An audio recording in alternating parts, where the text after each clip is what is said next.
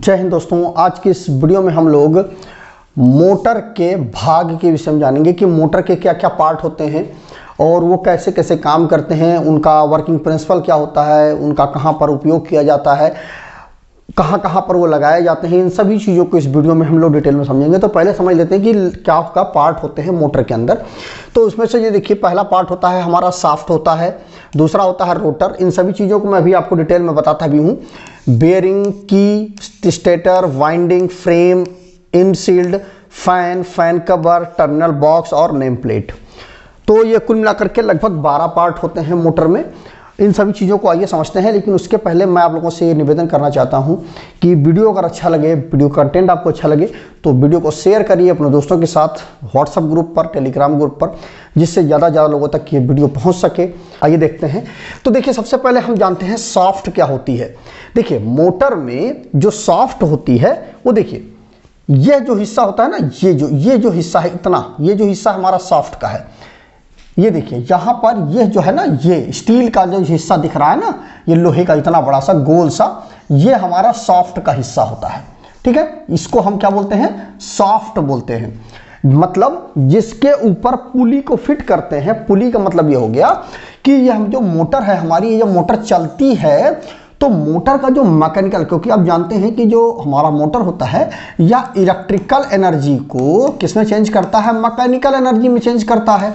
तो electrical energy जब हम देते हैं कहाँ पर? इस टर्मिनल बॉक्स में देते हैं, तो वहाँ से हमें जब मैकेनिकल एनर्जी मिलती है तो वो मैकेनिकल एनर्जी कहाँ पे मिलती है? वो इसी जगह पे मिलती है। यह रोड जो हमारा सॉफ्ट होती है ना, ये घूमती है। अब वह जितने पोल की मोटर होगी, जैसे कि मान लीजिए 2 पोल की हमारी मोटर है तो 3000 आरपीएम पे चलेगी, जो हमारा यह सॉफ्ट जो है घूमेगा।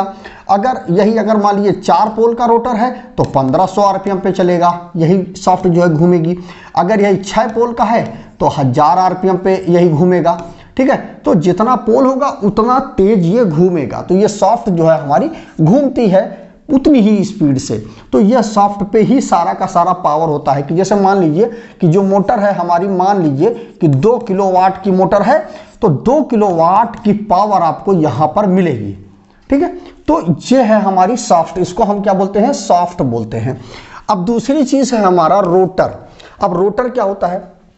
यहां से यहां तक का जो पूरा हिस्सा होता है वो सॉफ्ट होता है, लेकिन इसी में सॉफ्ट और रोटर दोनों एक ही साथ जुड़े हुए होते हैं। पूरे का पूरा एक ही भाग होता है। अब इसमें क्या होता है? ये हमारा रोटर का हिस्सा होता है और ये इतना हिस्सा ये हमारा सॉफ्ट होता है, ये इतना हिस्सा हमारा सॉफ्ट होता है। इसी में हम पुली वगैरह जोड़ करके हम उस पावर को लेते हैं जो घूमती है हमारी मोटर। लेकिन जो हमारा रोटर का हिस्सा होता है वो ये होता है। इतना हिस्सा हमारा रोटर का हिस्सा होता है। जैसा कि आप देख सकते हैं, ये रोटर है हमारा, ये जो इतना हिस्सा है हमारा, ये रोटर का होता है।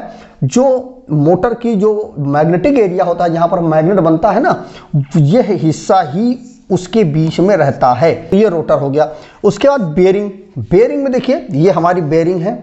ठीक है, दोनों साइड में बेयरिंग लगी हुई होती है। देखिए, इस प्रकार से बेयरिंग होती है जो कि मोटर के दोनों साइड में लगी हुई होती है। देखिए यहां पर देख लीजिए, एक बेयरिंग यहां पर लगी हुई है और एक बेयरिंग यहां पर लगी हुई है। दोनों साइड में बेयरिंग लगी हुई होती है। ठीक है, और बीच में यह हमारा जो रोटर होता है वो बीच में घूमता है।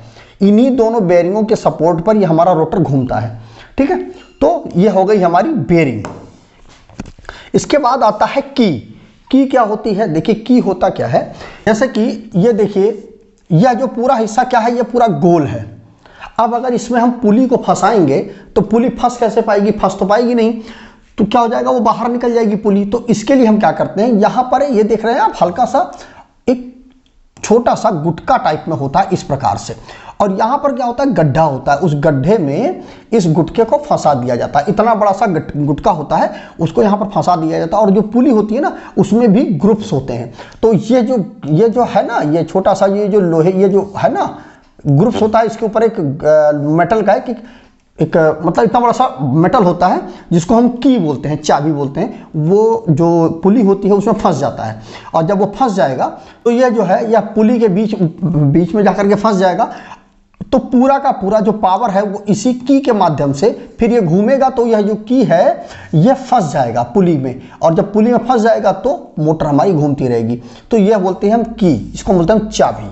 ठीक है, तो ये छोटा सा होता है, पतला सा। उसके बाद की के बाद होता है हमारा स्टेटर। स्टेटर हमारा ये जो हिस्सा है, अंदर वाला जो हिस्सा है, इसको हम बोलते हैं स्टेटर, ठीक है। जिसके अंदर वाइंडिंग होती है उसको हम बोलते हैं स्टेटर। इसी के अंदर वाइंडिंग होती है और इसी के अंदर जब हम सप्लाई देते हैं तो जो सप्लाई आती है वो इसी में आती है और इसी के अंदर मैग्नेटिक फील्ड बनती है और जब रोटर इसके अंदर जाता है तो क्या होता है, वो घूमता है। तो ये जो अंदर वाला हिस्सा होता है इसको हम स्टेटर बोलते हैं।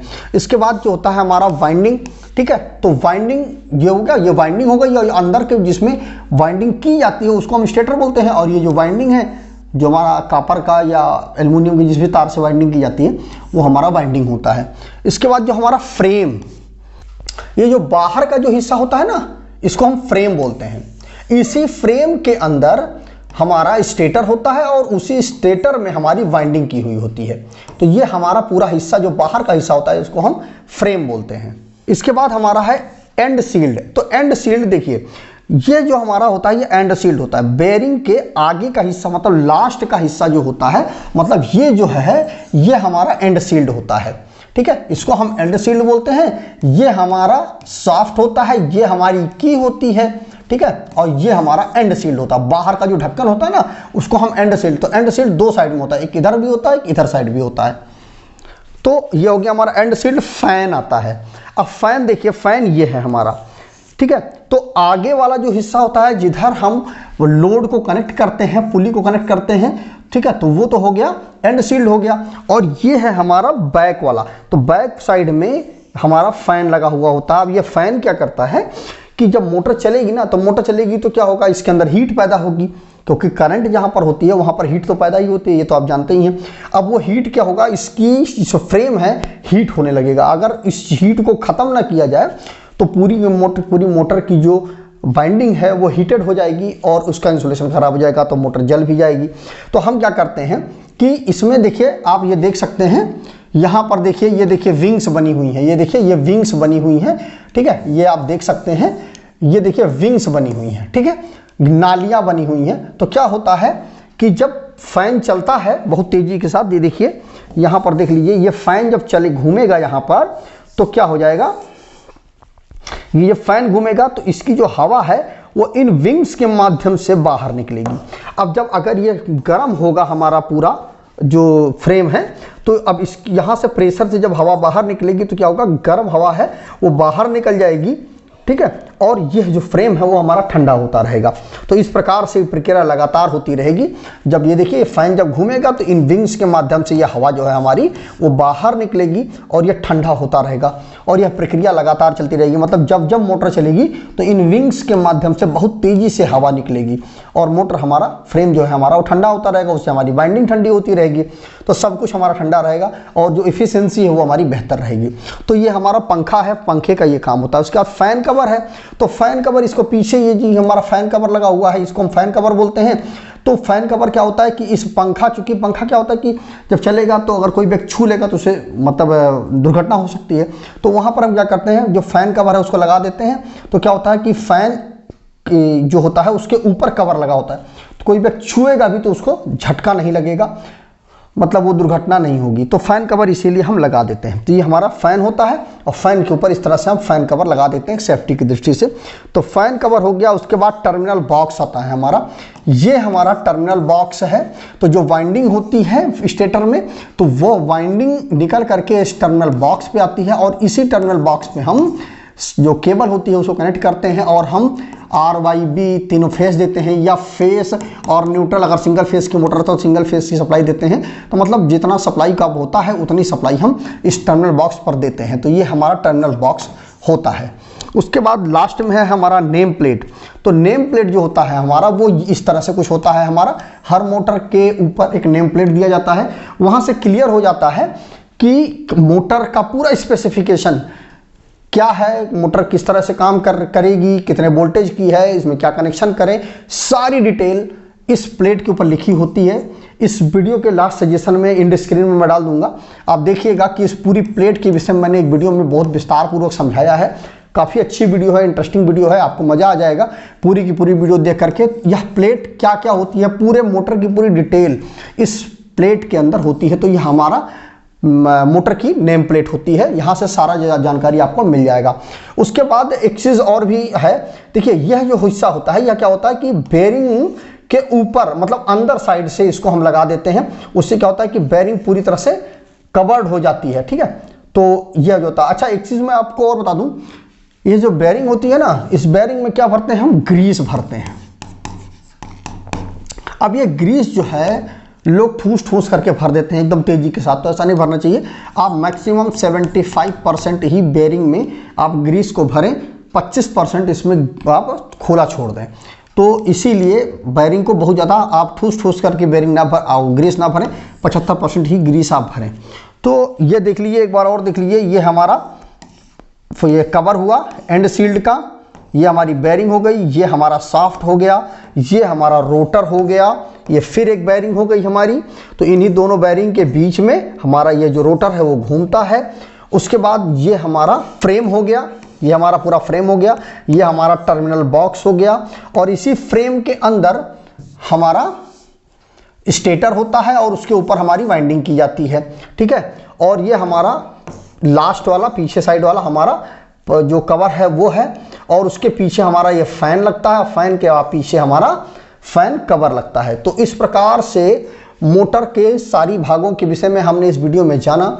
उसके बाद यहाँ पर एक चीज़ और देख लीजिए कि जो टर्मिनल बॉक्स होता है ना, टर्मिनल बॉक्स में केबल को कनेक्शन करने के लिए हम ग्लैंड का उपयोग करते हैं, ठीक है। ग्लैंड का उपयोग करते हैं, या ग्लैंड क्या होता है, कैसे काम करता है, कैसे हम ग्लैंड को लगाएंगे, क्योंकि ग्लैंड बहुत ज़रूरी होता है केबल में, मोटर में। अगर मोटर में ग्लैंड ना किया जाए और सही ढंग से मोटर का कनेक्शन नहीं हो पाएगा।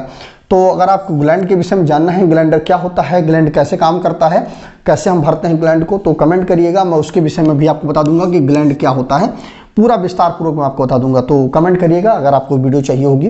तो मुझे उम्मीद है कि आपको ऐसी समझ में आ गई होगी कि मोटर के सभी भागों के विषय में जानकारी मिल गई होगी। फिर भी यदि कोई कमी रह गई है तो कमेंट करके ज़रूर पूछिएगा, मैं उस पर अपना एक अलग से वीडियो बनाने की कोशिश करूँगा, बना करके आपके सारे कन्फ्यूजन को दूर करूँगा। वीडियो अगर अच्छा लगे तो वीडियो को लाइक करिए, अगर वीडियो अच्छा ना लगे तो कमेंट करिए कि वीडियो में क्या कमी रह गई है, डिसलाइक करिए। लेकिन वीडियो को अगर अच्छा लगे तो वीडियो को लोगों तक शेयर करिए। आज की वीडियो में बस इतना ही। जय हिंद दोस्तों।